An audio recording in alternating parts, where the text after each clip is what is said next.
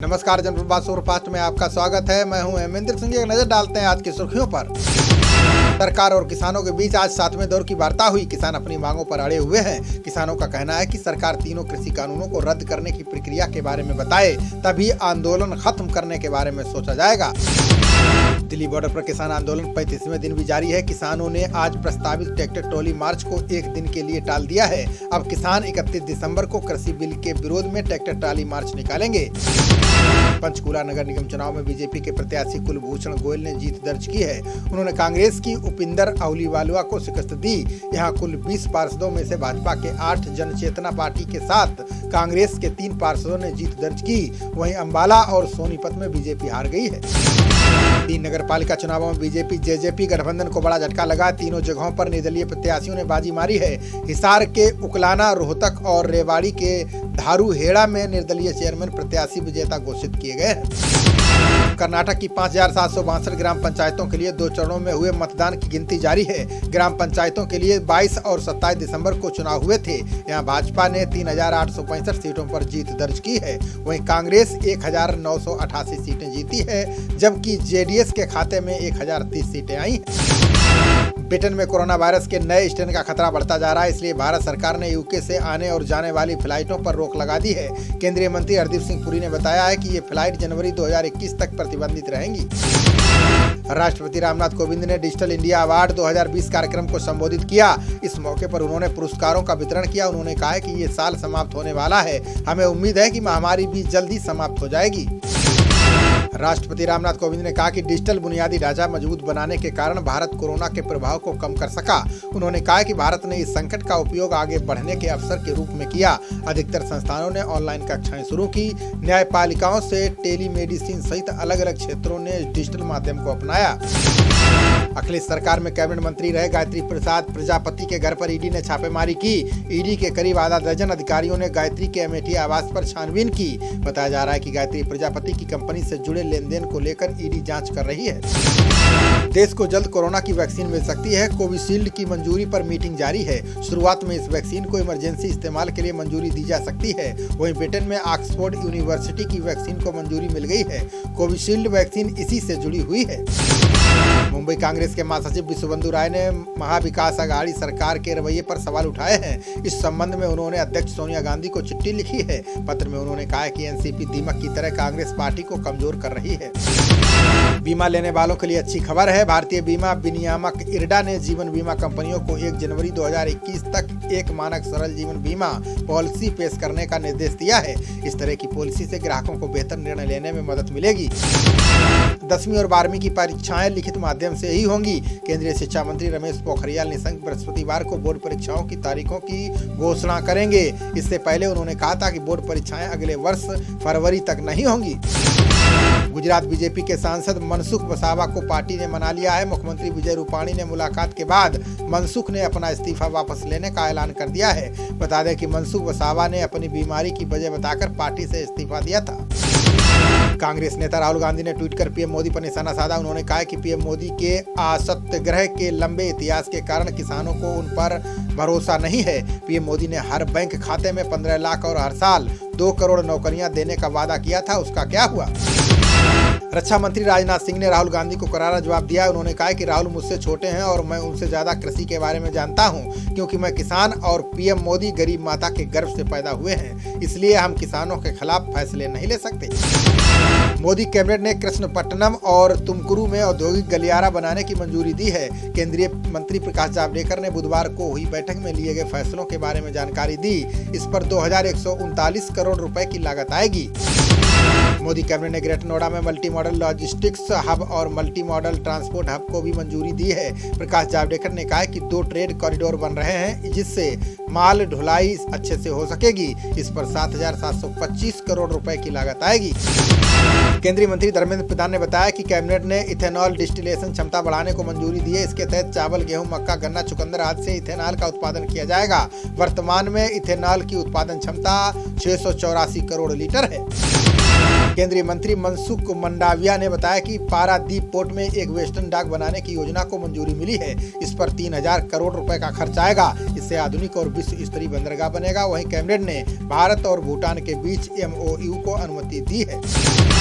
पश्चिम बंगाल के राज्यपाल जगदीप धनखड़ को हटाने की मांग तेज हो गई। TMC सांसदों और कई वरिष्ठ नेताओं ने राष्ट्रपति को हस्ताक्षर किया हुआ ज्ञापन सौंपा। ज्ञापन में राज्यपाल को हटाने की मांग की गई है। सांसदों ने कहा कि राज्यपाल संविधान के संरक्षण में विफल रहे हैं।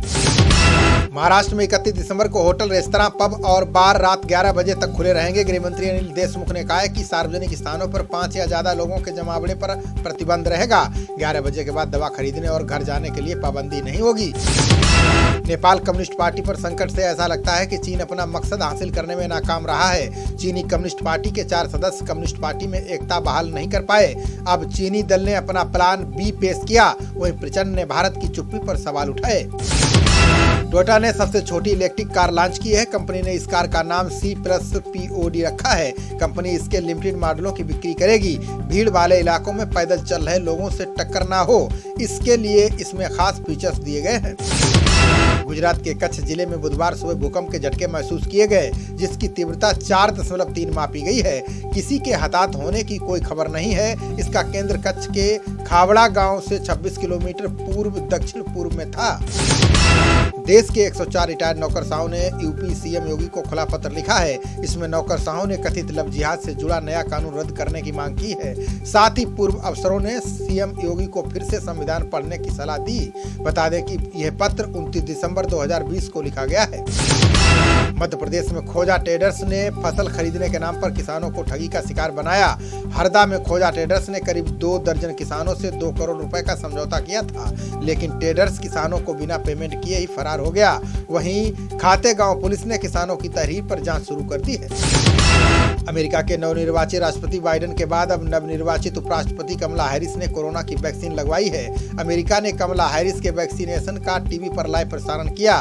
बताया जा रहा है कि वैक्सीन के प्रति जनता में आत्मविश्वास बढ़ाने के लिए प्रसारण किया गया है।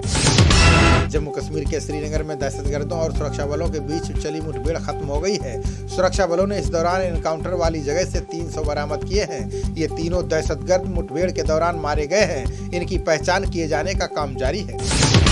मथुरा के गोविंदनगर इलाके में राष्ट्रीय स्वयंसेवक संघ के कार्यालय पर जमकर पथराव किया गया। इस दौरान संघ दफ्तर के 2 कर्मचारी घायल हो गए हैं। हालांकि पुलिस के पहुंचने से पहले ही हमलावर मौके से फरार हो गए। वहीं पुलिस CCTV फुटेज खंगाल रही है। पंजाब में मोबाइल टावरों को निशाना बनाने पर रिलायंस जियो ने सख्त नाराजगी जाहिर की है। कंपनी ने CM अमरिंदर सिंह और DGP से शिकायत की है। बता दें कि पंजाब में किसानों की ओर से जियो के मोबाइल टावरों में तोड़फोड़ से 1.5 करोड़ उपभोक्ता प्रभावित हुए हैं।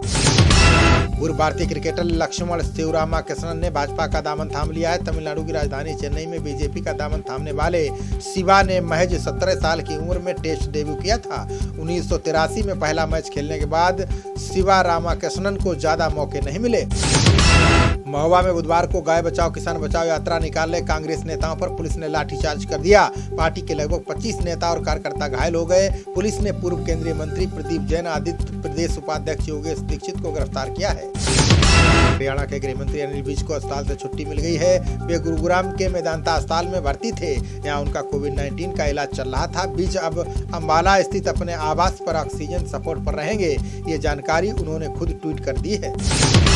कश्मीर भीषण शीतलहर की चपेट में आ गया है। समूची घाटी में तापमान 0 से नीचे दर्ज किया गया है। बर्फबारी से पहले छाए बादलों की वजह से लगातार तापमान जमाव बिंदु के नजदीक है। वहीं उत्तरी कश्मीर के गुलबर्ग में ये 0 से 11 डिग्री नीचे पहुंच गया है। कर्नाटक CM BS येदियुरप्पा ने लोगों को कोरोना के प्रति आगाह किया। उन्होंने कहा कि वायरस का खतरा अभी कम नहीं हुआ है। महामारी को लेकर जरा सी भी लापरवाही नहीं की जानी चाहिए। अभी सुरक्षा दिशा निर्देशों में कोई बदलाव नहीं किया गया है। देश में कोरोना से ठीक होने वाले लोगों की संख्या नए मरीजों की तुलना में अधिक हो गई है। केंद्रीय स्वास्थ्य मंत्रालय ने कहा है कि 24 घंटे में देश में कोरोना वायरस से 20,549 लोग संक्रमित पाए गए। वहीं 26,572 संक्रमित ठीक हो गए हैं। उपचाररत मरीजों की संख्या में कमी आई है। दिल्ली के सीए विरोधी प्रदर्शन के बीच शाहीन बाग इलाके में फायरिंग करने वाले शख्स कपिल गुर्जर एक बार फिर चर्चा में है। कपिल ने गाजियाबाद में बीजेपी की सदस्यता ले ली है। बीजेपी के स्थानीय नेताओं की मौजूदगी में कपिल गुर्जर पार्टी में शामिल हुआ है।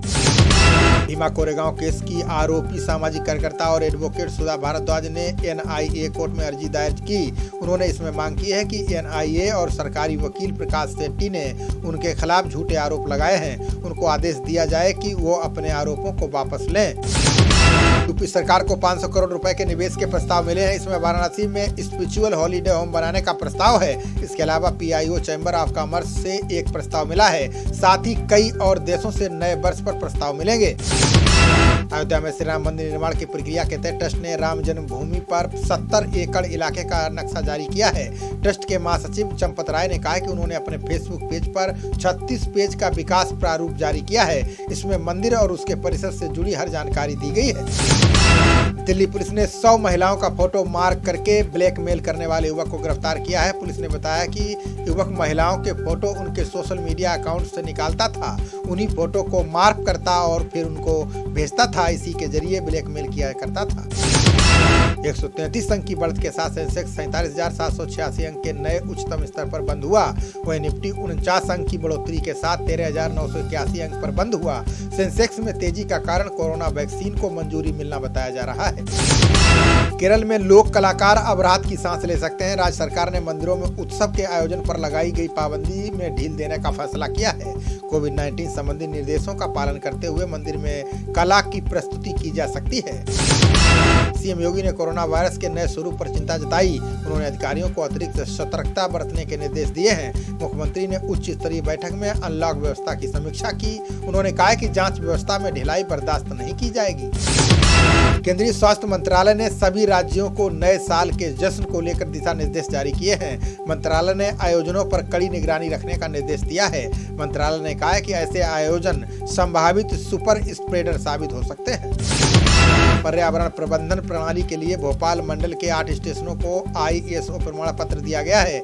इनमें गुना, शिवपुरी और विदिशा स्टेशन शामिल हैं। भोपाल स्टेशन के पास ये प्रमाण पत्र वर्ष 2019 से ही है। बिजनौर में वन विभाग की बड़ी लापरवाही सामने आई है। यहाँ बाघ ने 12 वर्षीय मासूम बच्चे पर हमला कर दिया है। बाघ बच्चे को रिहायशी इलाके में घसीटता हुआ ईख के खेत में ले गया। चीख पुकार सुनकर बाघ भाग गया।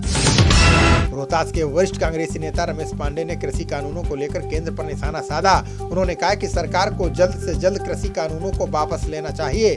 सरकार को किसानों के बीच उत्पन्न हुए संशय को दूर करना चाहिए। किसान अन्नदाता हैं, उन्हें परेशान नहीं करना चाहिए। ग्रेटर नोएडा में गृह कलेश के चलते युवक ने नहर में छलांग लगा दी। दादरी के कोट नहर में युवक ने कूदने से पहले अपने परिवार वालों को फोन कर दूध से लदी मोटरसाइकिल की जानकारी दी। फोन जाने के बाद परिवार वालों में हड़कंप मच गया है। पुलिस युवक की तलाश में जुटी है। खबरों का सिलसिला जारी रहेगा। देखते रहिए जनप्रवाद। नमस्कार।